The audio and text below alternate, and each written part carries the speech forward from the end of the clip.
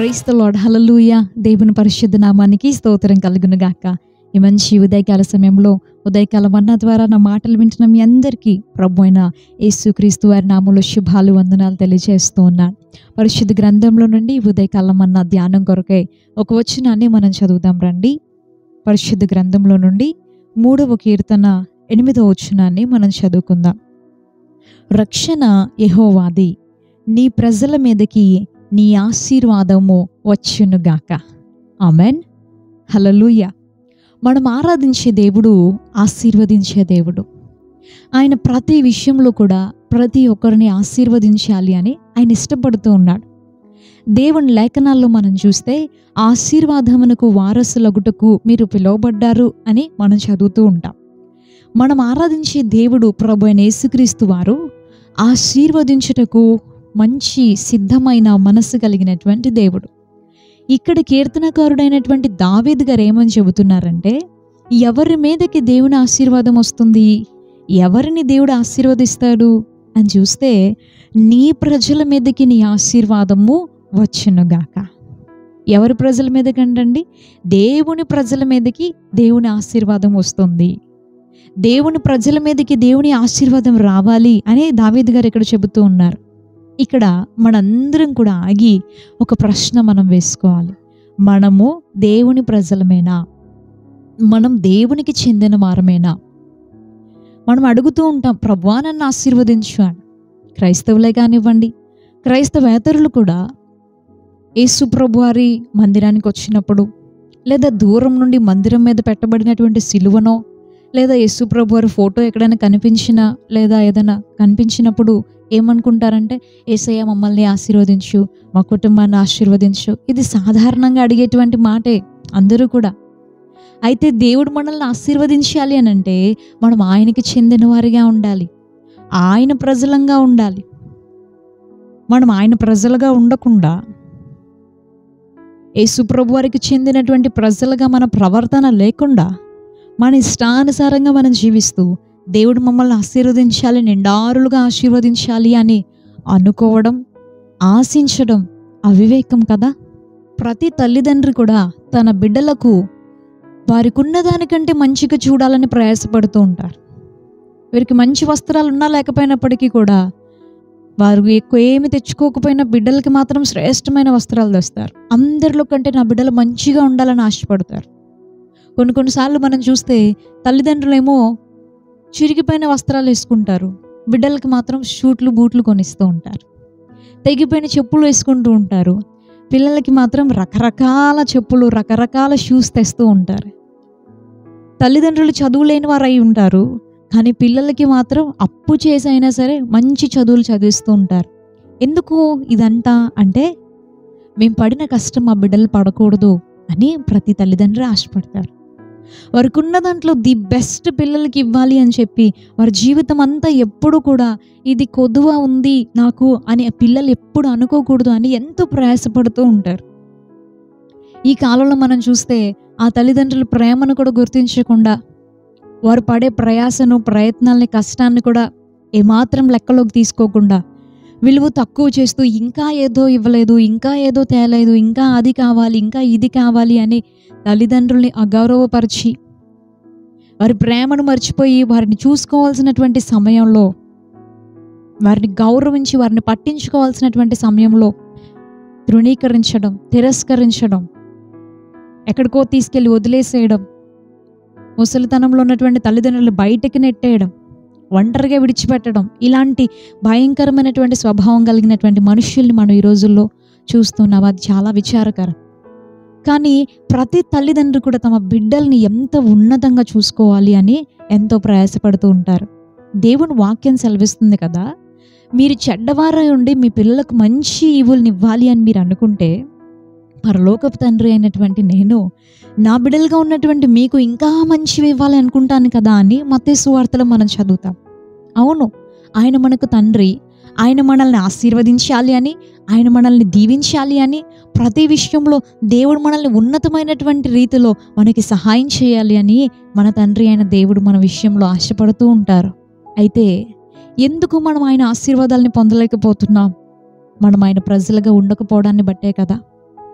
ఈ ఉదయకాలం దేవా నన్ను ఆశీర్వదించు అనే కోరిక మనకు ఉన్నట్లయితే మనందరం ఈ ప్రశ్న వేసుకొని మనల్ని మనం సరిచేసుకోవాలి. మనం ఆయన ప్రజలుగా ఉన్నామా లేదా అని. ఆయన ప్రజలు అని మనం ఎప్పుడు పిలువబడతాం? ఆయన ప్రజలు ఎలా ఉంటారు? చాలా విషయాలు మనం బైబిల్లో చూడొచ్చు. చాలా లక్షణాలు మనం పరిశుద్ధ గ్రంథంలో కనుగొనొచ్చు. కానీ ఈ ఉదయకాలం ఒక్క మాటను మనం ఇలా చూద్దాం రండి.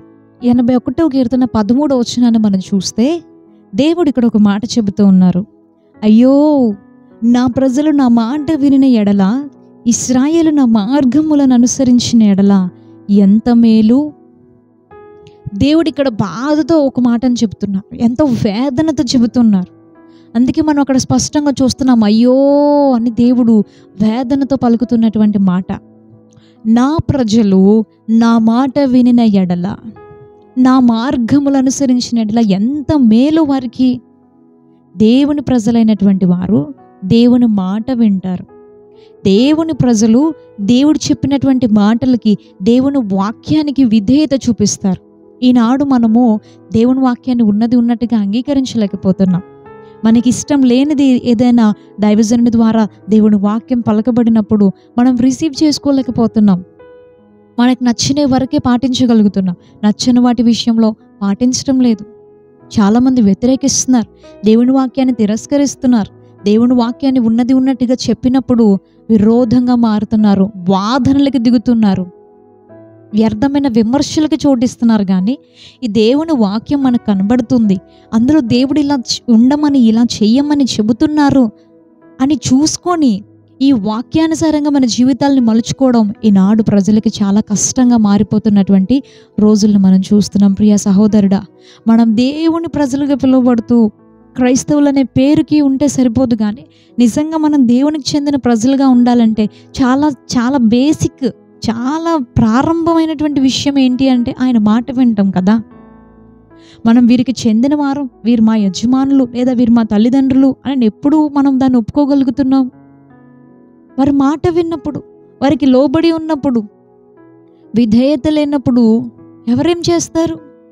దేవుడు కూడా తాను చెప్పే మాటను మనం వినకుండా, విధేయతగా మనం ఉండకుండా, ఆయన మాటకు లోబడకుండా వ్యతిరేకిస్తూ ఉంటే దేవుడు మనల్ని ఎలా ఆశీర్వదించగలడు?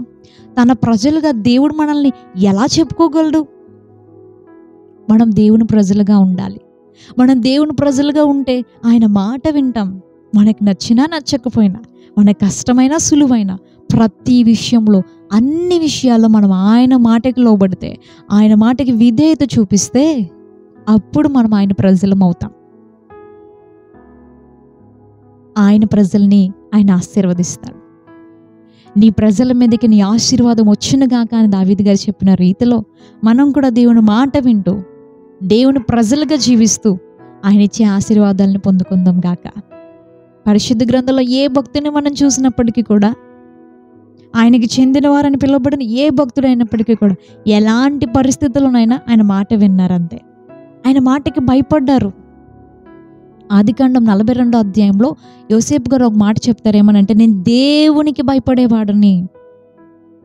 తల్లిదండ్రులు, బంధువులు, స్నేహితులు, తన వారు ఎవ్వరూ లేనటువంటి సమయంలో కూడా, ఐగుప్తు దేశంలో ఉన్నప్పటికీ కూడా, అవకాశం ఉన్నప్పటికీ కూడా పాపం విషయంలో యోసేపు ఏమన్నాడండి?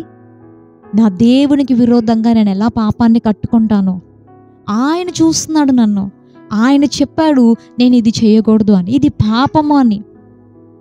ఈ పరిశుద్ధతలో నేను తొలగిపోకూడదు, ఈ పాపము నేను చెయ్యను అని ఆయన మాట విన్నాడు. ఆయనకి భయపడ్డారు. దేవుడు అందుకే యోసేపుని ఎంత ఆశీర్వదించాడండి, ఉన్నతమైనటువంటి స్థానంలో పెట్టేశాడు. ఎవ్వరు ఊహించినటువంటి బానిస స్థితి నుండి రాజు తర్వాత రాజు అంతటి స్థానంలోనికి దేవుడు యోసేపుని ఆశీర్వదించలేదా? ఎందుకు అంటే, ఎవరున్నారు, ఎవరు లేరు, ఎక్కడ ఉన్నాము అవేమి చూడకుండా దేవుని మాట విని దేవునికి లోబడ్డాడు కనుక మనం దేవుని మాట వినటము నేర్చుకోవాలి. అన్ని విషయాల్లో, కొన్ని విషయాల్లో ఇది మాకు నచ్చదండి, ఇది మాకు కష్టంగా ఉందండి అని మన పక్కకు నెట్టేస్తూ ఉంటారు. దేవుని వాక్యంలో అలా ఉండకూడదు. ప్రతి విషయంలో మనం ఆయన మాట వినాలి, ఆయనకి లోబడాలి, ఆయనకి సరెండర్ అయిపోవాలి. అప్పుడు మనం ఆయన ప్రజలం అవుతాం. ఆయన ప్రజల్ని ఆయన ఆశీర్వదిస్తాడు. ఈ ఉదయకాలం దేవుడిచ్చే ఆశీర్వాదాలు దేవుని ప్రజలంగా మారినటువంటి మనందరికీ దేవుడు అనుగ్రహించును గాక. ఆమేన్. ప్రార్థన చేసుకుందాం. పరిశుద్ధుడా, ప్రేమగల తండ్రి, నీకు వందనాలయ్యా. నీ ప్రజల మీదకి నీ ఆశీర్వాదం వచ్చునుగాక అని కీర్తనకారుడు దావీదు చెప్తూ ఉన్నారు. నీ ప్రజలుగా బ్రతుకుటకు మాకు సహాయం చేయండి. పేరుకు క్రైస్తవులని పిలువబడుట కాదు, కానీ మా జీవిత విధానం అలా ఉండాలి. నీ మాట మేము వినాలి. నీ ప్రజలుగా మేము బ్రతకాలి. నువ్వు మమ్మల్ని ఆశీర్వదిస్తే అది ఎన్నటెన్నటికి ఆశీర్వాదకరమే. ప్రభువా, ఈ ఆశీర్వాదం మా అందరికి కలుగును గాక అని ప్రార్థిస్తూ నజరేయుడు శక్తి కలిగిన యేసుక్రీస్తు వారి అతి శ్రేష్టమైన నామంలో ఈ ప్రార్థన అడిగి వేడుకుంటున్నాం పరమ తండ్రి. ఆమేన్. ఆమేన్. ప్రభువైన యేసుక్రీస్తు వారి నామంలో మరొకసారి మీ అందరికి శుభాలు తెలియజేస్తున్నాను. రేపు ఉదయం ఇదే సమయానికి మరలా ఉదయకాలం మన్నాలో కలుసుకుందాం. అంతవరకు దేవుని మహాకృప మనందరికీ తోడై ఉండును గాక. May God bless you. Thank you so much. Praise the lord.